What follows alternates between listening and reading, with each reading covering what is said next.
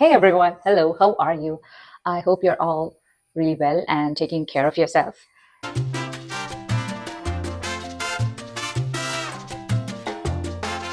So, today is a fun, unplanned video, right? I did not have this in my radar at all, but I am here.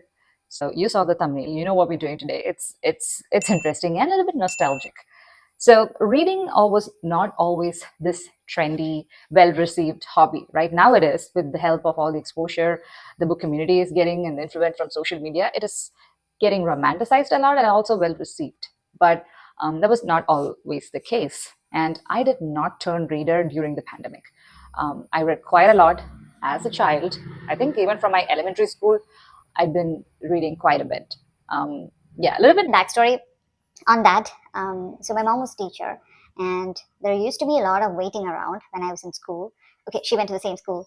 She taught at the same school that I went. There used to be a lot of waiting around for her after class, during exams, or when there's special classes, because we used to commute together. We, as in me and my sister, and she used to give us library books so that we are not bored. because we were not good when we were bored. So this, of course, was before you were allowed to take phones to school. Of course, before we even owned phones. Heck, I think even before we saw proper cell phones, this was back then. So books were our only form of entertainment, and I think that actually played a huge role in creating this foundation for the reader that I am today. Also, creating a little bit of the personality that I have, and also my empathy. So I think it played a huge role, these authors and books I read back then. So I thought I'd introduce them to you. Some of these are very embarrassing to talk about. Now, looking back, I am glad that I got introduced to these genres back then. And I think it pretty much also resonates with the kind of reader that I am today. So that's what we are going to do today. We're going to look back at some of these authors and books, and I'm going to recommend some of them to you. Probably teenagers or young adult audience who are watching this would be good to pick up these books again, because I feel some of these are quite timeless, and it would be relevant to still pick them up today. All right, so that's our video. Let's get to it. I think I'd begin when I was in elementary school, at let's say sixth grade or seventh grade. So what, year 11 or 12 years? So the books that I remember are the ones that I still have in my library after all these years. And I gotta say they are pretty good condition. I'm gonna start off with this author called Enid Blyton. I don't know how many of you remember this. It feels funny holding these small books. It feels so childish, but it's really cute that I have these copies, and they're just pocket paperback kind of versions. So these are like a couple of kids running around in a city and solving small crimes with the help of a police officer, kind of a story. They're young adult mystery. I don't think they're not young adult. They are teen or even children's story. But I clearly remember the characters and plots in some of these books. I found these in local stores, like supermarket stores, where they also had a book section. If you're from Kerala, you would know Big Bazaar was a thing, and they had like a book section there. I used to get these from there, and I really loved the series. So my dad got me the whole bunch, and I don't know if you still can get these, but if you can, they were they were real fun. And of course, I also read Famous Five from Enid Blyton, so that's where you know the author from. And yeah, this is, I think, more common, series of novels from him. Again, a gang of five students, and they try to, solve crimes in their neighborhood. So these books, they hold a special place in my library, in my heart, and I still think I was able to get through books, or keep my attention, because I was reading mystery in the beginning. So these go like way back, right? So when I was 11 years or 12 years. So if you or your kids want to pick up books and they are in their sixth grade, Famous Five, it's still good to read them. I would still recommend. And right along the same time of reading these books, I don't know why I was weirdly into horror books. Now, I am not a person who enjoys horror. If you ask my sister or anyone in my family, you would know I would just run away from a room if you are playing so much as a horror advertisement on the TV. I cannot handle anything paranormal. I scare easily. I get nightmares. So I don't even get into that. I would even just skip the reels that come up, which are like scary. So I was a person who binged horror books. When I say horror books, it was, for a 12-year-old, what's a horror book? R.L. Stein. Arlstein Goosebumps series were like I was obsessed with them. I used to pick, the small ones anywhere I get and try to get through them. So I have like a bunch. And I don't know if you remember this, we had this multiple crossover endings. Like if you choose to read a different page, you would get a different ending kind of a book. So a lot of Goosebumps. I'm you can see my obsession. And that's that's this.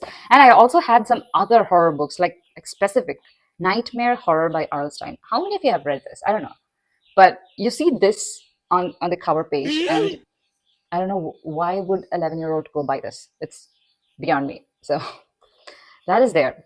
And so you see random horror books like The Haunting Hour by Arlstein. I don't know what was up with me, but I had some weird obsession with horror books, and ultimately I grew out of it and cannot handle any sort of horror at all. I cannot handle watching or reading The Shining or It by Stephen King today. So it did not work out for the adult Krishna who read these and grew up. And right after this, I again got back into mystery, I would say, and of course, got obsessed with Hardy Boys and her counter equivalent, Nancy Drew. So Nancy Drew is a little bit more serious. I would say I have a bunch more with me on Nancy Drew. If you guys don't know what these books are, essentially they're still young adults, girls and boys in their I don't know if you don't know Nancy Drew at all. That's very rare, but Gen Z and Alpha, I'm pretty sure you've just heard them as myths. It's about a girl who's like in her high school. Is she in high school? Yeah, and she's just fighting crime, and she's just like a private detective, or she's playing detective. Uh, they're amateurs, and somehow by crook or hook, there's luck, and they would find the criminal, and they would help the police. Like it's just like having a neighborhood Spider-Man, but with no superpowers. That was Nancy Drew and Hardy Boys. Hardy Boys was, I think, how many boys were it? Two? I honestly forget. But I know Nancy Drew was just this one girl, and she had friends who did not know that she was actually doing this sleuth work.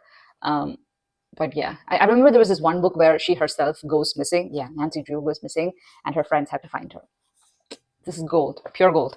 So again, if you have your kids who you want to recommend books, which you can for sure know it is clean with no gore or trigger warnings, it is these books. These books are like they're pure mystery alone. So that was my early teenage. Now let's get into the proper teenage. I was, let's say, 14 and after, when I was in my 9th and 10th grade, when I discovered romance in writing. When I were in my 15 and 16, I got introduced somehow, because I often visited bookstores like Current Books, and I don't think crosswords were a thing back then, but you had local bookstores, and you had a lot of Indian writing with you. And if I were to remember romance books that I read which were not Indian writing, I can only think of Fault in Our Stars, Notebook. Um, yeah, those are the only two books that I remember which were not Indian writings that I read, and I think I reread them later. But there are a few authors who I devoured when I discovered romance and writing in the beginning, and now I am embarrassed about it because it is so not my taste now, and I do not pick up romance books at all. Although I do agree, Indian romance books, the writing has improved a lot, and some of them not. And I don't know, I never actually navigated back to that genre that much. Probably I should. You guys recommend me the right books to go back to, but these are some of the ones that I did read. You would know. Come on, guys, all of us know this. So Durjoy Datta was this one author that I just found out, and it was like hidden gem for me. Why is nobody talking about it? Why isn't this not a movie? So I have more of these books. It's embarrassing how many I have. It's in there. I just picked out these two. World's Best Boyfriend, The Boy with a Broken Heart. They're like The Boy Who Loved. There are like so many books. Um, I just introduce the authors and then tell you the cumulative plot of all these books. Then there is Ajay K. Pandey, You Are the Best Wife. What was I thinking?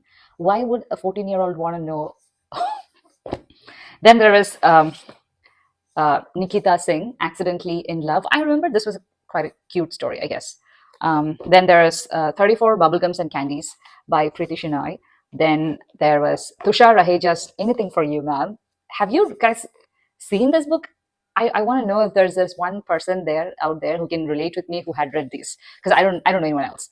Then there was Sudeep Nagakar, It started with a friend request. Of course, if you don't know, we are taking a comparison with Facebook friend requests. Back then, that was the thing. So, um, yeah. So these were some of the authors, and mostly these were like, let's say, IIT romances, or some random story which would definitely fit into a Bollywood plot. Um, but yeah, there was a lot of yearning in these books and not that much spice, at least in some of these books. I remember Nikita saying, "Anything for you, ma'am." The end of the book, they kiss. That's what happens here. So for a 10th grade girl, I found this very exciting. But that was maximum spice it had. They were just no nonsense romance book, and there was not huge plot. As the thing is, honestly, there might have been plot, there might have been serious topics discussed, but my brain was not developed to pick those. I was only waiting for the guy and the girl to get together and proclaim his love or her love to each other. That's what all that I was looking forward to in these books. Did not care about the character plot, did not care about if there were like personal development, if there were some serious social matters that are discussed. Probably these authors would have included, but I was not old enough to find them in these books. So when I did find them, it was in a different author's books, and that's when I also discovered spice in books. That's when all of us read Chetan Bhagat. So these are some of his lesser known version. This is the One Indian Girl and the Girl in Room 105. You remember when he tried to write mystery and murder and thriller and all of that? Yeah. But Five Point Someone was my first Chetan Bhagat book, and I was shocked to my core reading this because there was spice in it, and I was not ready to read stuff that I had no clue, that stuff that I did not even cover in my biology class was, it was in here. So it's everyone's. You would all have one point in where you figure out these stuff, and for me, it was books, which was way less embarrassing than anything else most of you would have had. So that's fine. I also read Three Mistakes of My Life, Two States. Most of his books I have read. I think I only have this with me right now. It's nostalgic. So I don't think Chetan Bhagat deserves the hate that he got later. I don't know if it's a hot take, but I mean, if you have not read, you would have definitely seen the movies, Two States, Three Idiots. They're pretty good, and I think they have a lot of moral in it. But just because there's cliches and it is stereotypical doesn't mean he should receive all the hate that it's getting, or he used to get. So I think they were pretty solid back then, at least. And there was also the time when I read my first sports romance. Yeah, I'm pretty sure you're not going to guess the sports romance that I'm going to talk about. It's The Soya Factor. How many of you have read the book Soya Factor? This is a story of a girl who brings in luck to the Indian cricket team and falls in love with the captain. Now, if you're familiar with the plot, it is also a movie with, who is it? I forget. Yeah, I'm going to put out the movie references for all the books that I'm talking about. And yeah, by Anuja Chauhan. I really liked the book when I read it because it's the first time I had sports concept within a romance. But today it's like a huge another genre in itself, and I'm not interested in at all. All the hockey romances, all the cowboy romances, not a fan. But I did read one of our first sports romances in Indian writing. It's really fun, guys. You can definitely pick it up. I don't think there's much spice in this one either, but not the Chetan Bhagat books. There's spice in there, but way less compared to the romanticities that kids read today. So back then we were more protected. All right. After this is when I guess I discovered my proper reading taste, and this has actually sustained the test of time, and I still read books in these genres, right? Mystery, romance, sports romance did not stick as much, but these did. So I got introduced or discovered fantasy for the first time when I was in my 11th grade. What year is it? 16, when I was 16. And that was Percy Jackson. Um, Percy Jackson holds a very special place in my heart because it was my first fantasy, and I was obsessed with Annabeth and Percy. And who was the other guy? Oh my God, Camp Half-Blood. And I know now today we have movies, we have I think Amazon Prime series on this, but nothing holds, a lamp to this. This was really, really good. Now, if you were going back and you're starting reading Hunger Games like me, and Percy Jackson was up there, and I felt really close reading this. Of course, after Harry Potter. Harry Potter was also the same time in here. I think I do have Chamber of Secrets with me, but none of the others. But I did read all of them. But I don't think I have the copy of Harry Potter with me. I also have Titan's Curse, which I believe is the second book. And I think there's Lightning Thief and also Battle of Labyrinth. and there's this goes on. It's like, I don't know, 8 books or more, and I think I've bought the first 3 books, and the others I've borrowed it from my friends and read them. It's such a good series, and I think and this is also YA. There's no spice, and there's this tiny teeny bit of romance between Percy and Annabelle, which you just love it when you read it. So um, yep. So it's the story of, I don't know if you don't know the plot, the story of Percy, who is the son of Poseidon. And in this world, the Greek gods can mate with humans and have demigods, which are like half god, half human kids. And it's the adventure of those kids. So Athena would have a daughter, and that is Annabeth. There would be a lot of other gods. Zeus has a son, and they all have this school where they have to go to train to fight monsters, basically. So that's a plot. I would love to know if there are any Percy Jackson fans in my comment section. And after this, I also got into reading general fiction and really serious topics at that. So the 2 books that I read from Aravind Adiga was The White Tiger and Last Man in Tower. I'm pretty sure there's movies on both of these stories, but um, yeah, I would say they are still pretty relevant stories, and there's very good plot, and these are set up in Indian premise, and the world and the characters, the scenes, the climate, people, everything would resonate to this location. And I was a kid who read these in my childhood. Again, 16, 17, not that much of a kid, but still, they were rough topics to read. This is also the time that I went into a little bit of sci-fi, or like, again, mystery, and I read Dan Brown. I don't know if you guys were a huge Dan Brown fan. I was. I discovered Dan Brown and went on a spree and binged so many of his books. I started with Lost Symbol, then I read Deception Point, I read Digital Fortress, I read Origin, I read Inferno, I read Angels and Demons, most of his backlist, I guess. I've read them, and then I watched the movies a little bit later, and I just loved it. So most of these books actually follows, except for Digital Fortress, I guess, follows Langdon, who's like a history professor, but he would get looped into FBI, I would say investigations, because of his knowledge on historical stuff, and he has profound knowledge on, I would say, the Bible or Da Vinci's Inferno, and he has an interest in it, and people take advantage of it to solve crime. Let's just say that. But it's really a page turner. There are like plot twist at the end of each chapter, kind of a book. So this got me hooked, and I was so glad when I found an Indian version of Dan Brown. I always compare those books to Dan Brown books. Those were Ashwin Sankey books. So these are, I don't know if you guys related that way. It's, again, I have The Vault of Vishnu, I have the Silkot Saga, and I also have Ashwin Sankey and James Patterson's combination, which is Private Delhi. I also have Krishna's Key Ship. There are a couple of books. So the plot, or like theme of these books, Rosable Line, yeah, the theme of these books is that there would be some sort of mystery around a historical monument or location in India.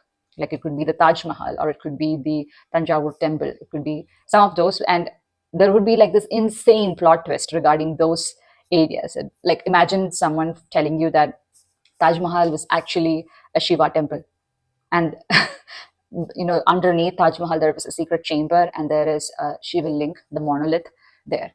So those kind of plot twists that would just drive you crazy, kind of a book, and it just leaves you wonder, what if that is true, kind of plots. That is what Ashwin Sankey did. I felt very close to Dan Brown's writing with these. I don't know if anyone else agree with me or not, but this also fed me a lot of stories like that. And I think that was most of it. And I have the last category that I think I read these in my 12th grade when I was 17. After, that's when I read Khalid Hosseini.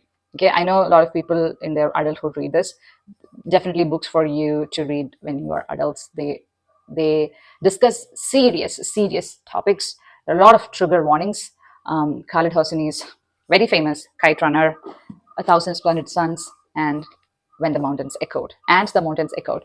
These books, they're just trauma on trauma on trauma, right? I know people badger Little Life for using trauma to just induce emotion through books. But uh, these books did it. I don't know. I don't want to say way worse, but it did hurt you when you read these books. And I remember actually giving this book to my sister when she got old enough to read, and she was like, "What the hell is this?